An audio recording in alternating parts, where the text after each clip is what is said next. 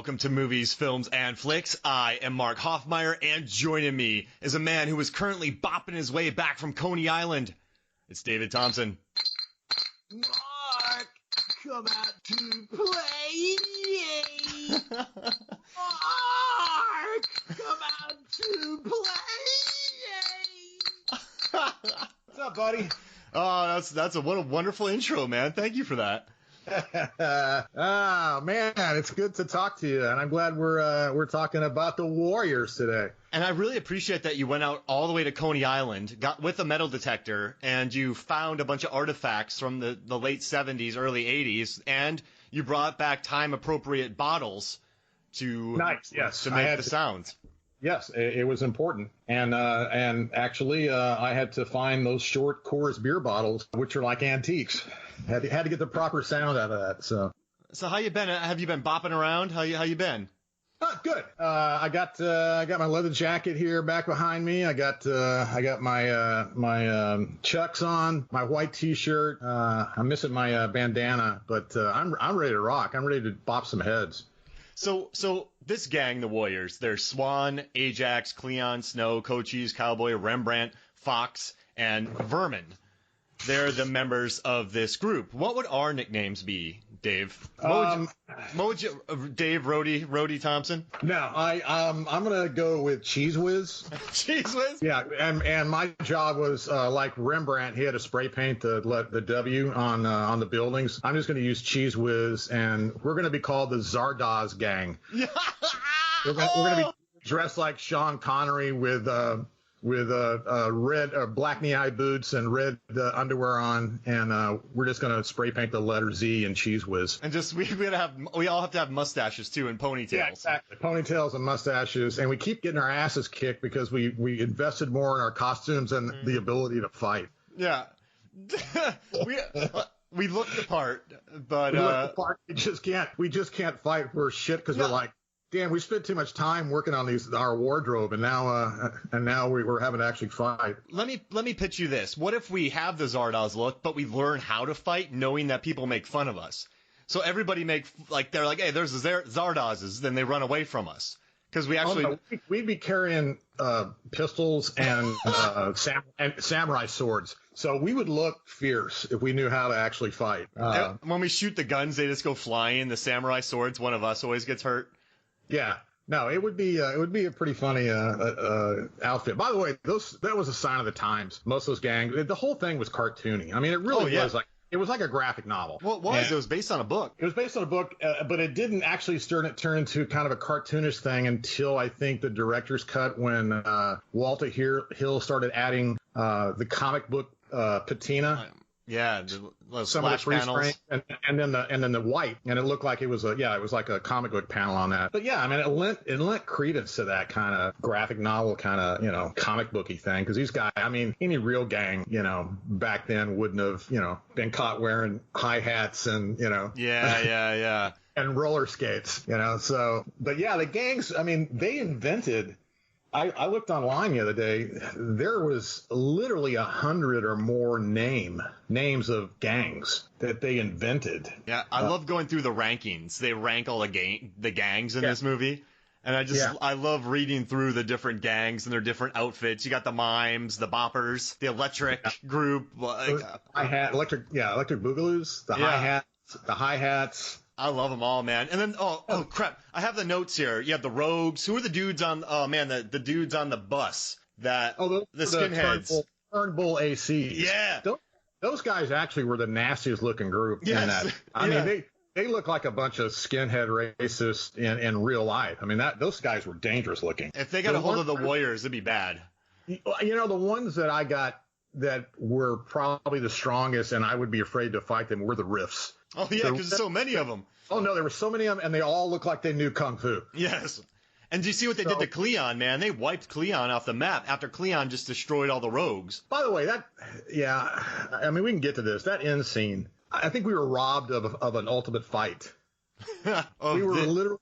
Yeah. There should have been a real knockdown drag out between the rogues and the Warriors, but the Riffs interrupted the whole thing and doled out their justice to them. But I think that would have been a final fight that we would be discussing on your other podcast. But yeah, we got robbed of that. The Warriors would have wiped the floor with the little rogues, though. So backstory, so everybody is not familiar with this film. These guys are from Coney Island, the Warriors. The Warriors were supposed to go, and there's they're supposed to be a knowing see-all, like Luther's going to bring all the gangs together in the New York area, and they're going to have one massive gang unit, and they're going to take over New York City. And it was a wild dream, but they got all the gangs to stop fighting for a day and unite. It would have been a dangerous thing in New York City if these guys had all united. But so the whole point of the story is they all go to a mass meeting of all the gangs, and then the rogues assassinate the Rift's leader. Luther. No, Luther was. I'm sorry. Cyrus. Cyrus. So Luther from the Rogues assassinates Cyrus, who is the lead riffraff, and I did not dig that, Dave. Yeah, I mean, and so it caused all the gangs to disperse, and now the Warriors are going, oh man, we're gonna have to bop our way back to Coney Island, which means all the truce is off. So basically, this is almost like a video game, which they did turn into a video game, I think, in 2005, I believe. And so these guys would fight their way back to their home turf.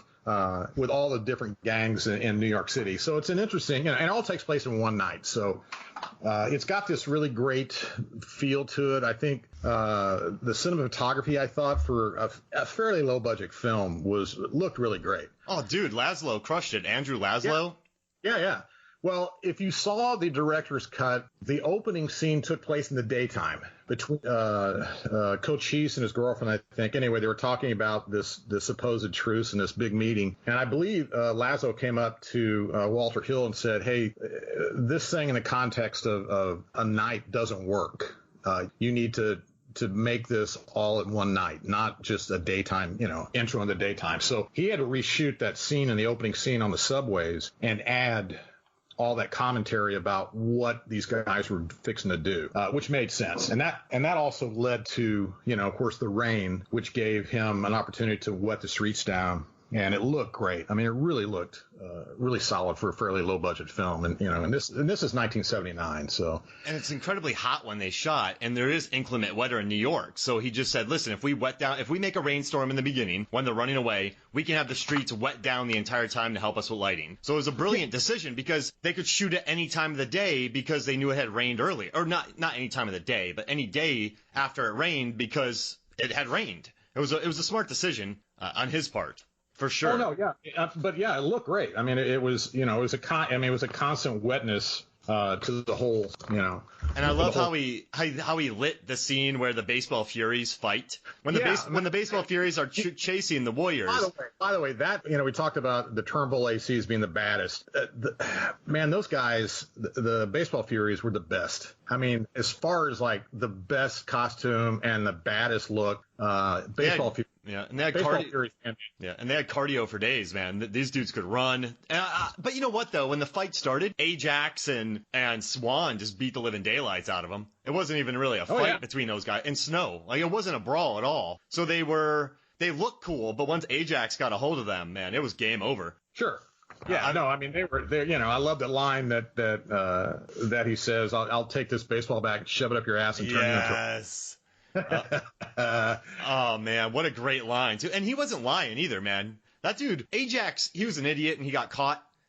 And James Remar is the actor, and oh my God, he is so amazing, and probably one of the few actors that went on to a pretty successful movie career and TV career as well to this day. But he was so good in that role, man. He just wanted to bust some heads. And they knew it too. Like Cleon's like, shut up, man. Just be a warrior. We're not busting heads on the way down there. They had to keep him in check. Yeah. Speaking of the baseball furies, real quick, I just saw on a little trivia thing. Did you know that Robert Townsend, the actor director, was a baseball fury? He was uncredited. He was a baseball fury in the movie. I did not know that. That's fun. And then he went on to star in Walter Hill's Streets of Fire. He was in that as well. So, a little known fact, Robert Townsend was a baseball fury in the movie. So, yeah, kind of cool. I'll tell you, you know how Remar got the role? During his audition, he had to play a scene where he was locked to a table. So his audition was when he got arrested by the cop. And he lifted up a hundreds of pound table off the ground because he got so into it. The directors and the producers sitting at the table. Yeah, that was awesome. That's the way to nail it, man. Just total, method actors go in there and tear the place up. And there's two interesting things that I really find interesting in this is that they shot during the summer, and what they didn't anticipate is that the nights were going to be so short in New York City. And they also didn't anticipate just how, there were gangs like this. So they had a gang that was consulting them. So when they would go out to shoot. Well, also hired a security, too. Yeah, so they had hired security, and then they would have to pay people every night when they shot so their tires didn't get cut, slashed, or stuff disappeared, or the actors get pissed on. I mean, they had to pay people off to shoot in New York. And this is all nights, man. What a nightmare. So you're shooting, 6 hours? You have 6 hours to shoot, I would say. And so I was working. I don't know if you ever worked with any of these guys, but I worked with a couple of the Warriors during my time at Wizard World. And I worked with David Harris, who plays Cochise in this. Yeah. And he told me some cool stories, man. He said that there are people lined up just watching, and the Warriors were the hottest thing. And he said all they did was run, so they all got ripped. And he just said he had a great time filming it. He was saying it was all nights, but by the way that the look on his face, man, he said he had loved his experience of shooting that movie. But it seemed really stressful because they also had Fox, played by Thomas Waits. They had to rewrite the script, man. So they originally had different people getting killed. Like I think Cochise was killed, Vermin was killed by the Lizzies, all this, and then they had to change it up and they killed off Fox because Walter Hill just got so sick of him. Oh yeah. So what happened was I read an oral history of it, and so when Thomas Waits was cast, he was kind of a James Dean type guy, and the script was a lot different. It was more about these kind of bad kids learning the right thing through the course of the night, and so he and what's her name? Mercy were supposed to be the couple, and they were supposed to make it back. People were supposed to die, and he was going to learn to be a better person. But throughout the course of the thing, with all the changing and the fights, Thomas Waits was like, this is more about violence, and I don't like it. And he wouldn't leave his trailer, and all the Warriors were in one trailer, Dave. So they paid to get 2 trailers for all the Warriors, and he says he regrets it now. But he actually went to play Specs in the thing later on, which is pretty cool. But he said he really regrets his actions on it. And one day Walter Hill said he felt bad too. They just killed off that scene where he gets thrown under the train. Walter Hill just went, I got to kill this guy. And they also realized that Swan had much better chemistry with Mercy. So they just wiped him out, and they had to rewrite scenes on the fly. Yeah, and I think in that same scene where he gets thrown under the train, I think that was a scene where Deborah Van Valkenburgh, Mercy, she broke her wrist because the stuntman, I guess, didn't let go in time when they fell or something, so she broke her wrist. And that's why that she disappeared for a while after that scene, and then showed up with a jacket on. She, because she was wearing just that pink top and skirt, but now she shows up with a rain, slicker jacket. And they had to explain, he goes, what's with the jacket? Swan goes, what's with the jacket? She goes, I stole it. But yeah, she's hiding her broken wrist in that scene on that. And she says that she also got stitches in the forehead because she got hit. I think Swan was swinging a bat and he hit her in the head. Wow. So, I mean, she got beat up in that movie, man. And she's so great in that film. I think she could have been the next Karen Allen. Oh, really? I think it was that same time frame. She was tough. She's gone on to do some other things. She's still acting, but I think she went on also to go in Streets of Fire, which was the next Walter Hill movie she was in. But I thought she would have. I could see her in Indiana Jones. I mean, I thought she was just a tough chick. She pulled that her own against the Warriors really well. And I like how she punked out the orphans too. The orphans were. That's the worst. That's the worst gang. Yeah. I mean, first off, where do you find all those army green, ratty fucking green shirts, and 70s bell-bottom jeans? Those guys were just horrible. I mean, they couldn't even fight because at the very end it was like, the Warriors throw a Molotov cocktail at them and they all run away like the Three Stooges. They're like, hey, woo, woo, woo, woo. It's like running away, going, yeah. So those are shit. Those guys were horrible. But that was a fun.